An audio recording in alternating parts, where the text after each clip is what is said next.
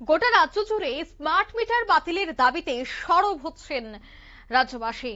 ঠিক তেমনি এই ইস্যুটাকে হাতিয়ার করছে বিরোধীরাও। বামেদের পক্ষ থেকেও দেখা যাচ্ছে যে স্মার্ট মিটার ইস্যুকে হাতিয়ার করেই বিভিন্ন জায়গায় কোথাও ধর্নার আয়োজন, কোথাও আবার বিক্ষোভ কর্মসূচি।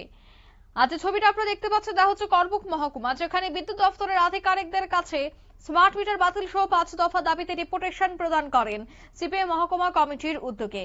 স্মার্ট মিটার বাতিল, বিদ্যুৎ গ্রাহকদের বিভিন্ন সমস্যা সমাধানের দাবিতে করবুক মহকুমা মিছিল এবং বিক্ষোভ কর্মসূচি পালন করলো সিপিএম। করবুক মহকুমা সিপিএম পার্টি অফিস থেকে একটি মিছিল বের হয়ে করবুক মহকুমা বিদ্যুৎ দপ্তরের সামনে গিয়ে পৌঁছায়। সেখানে বিদ্যুৎ গ্রাহকদের বিভিন্ন সমস্যা সমাধানের দাবিতেই সিপিএম এর পক্ষ থেকে দপ্তরের কাছে 5 দফা দাবি তুলে ধরা হয়। কি উঠে আসছে শোনাবো।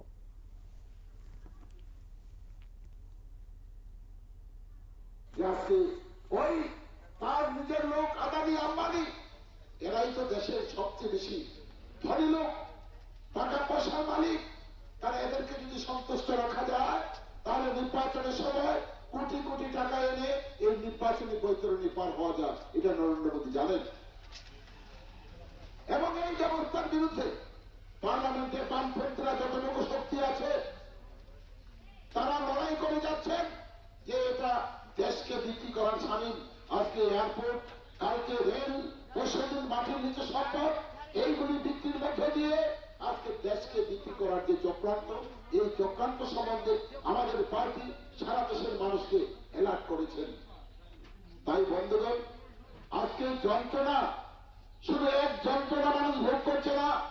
আজকে শুনেছেন জিনিসপত্রের মূল্য বৃদ্ধির মধ্যে দিয়ে আজকে মানুষের যন্ত্রণা বাড়ছে।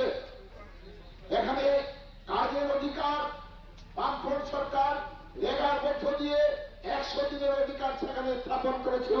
সংশোধন সেখানে সংবিধান সংশোধন করে।